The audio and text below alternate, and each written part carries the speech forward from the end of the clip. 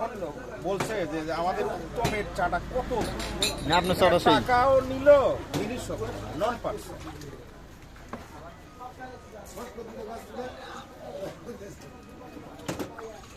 কথায় আছে না যে দেশ সেই ভ্যাস, যাই জিনিস যাই হোক টাকা আগে নিবে। বাজারটা তো ওই জন্যই ঘুরে উঠছে বুঝলেন। হ্যাঁ একটা দোকানদারের কিন্তু টাকাই সবকিছু, আবার টাকাই সব কিছু নয়। একটা ভালো জিনিস খাওয়ানোর ইচ্ছা থাকা লাগে। হুগলির কাছে সব আমি আসলে টাকা নিচ্ছি ঠিক আছে, তারা যেন ভালো জিনিস পায়, ঠকা যান না। এটা কম দোকানদারই ভালো করে।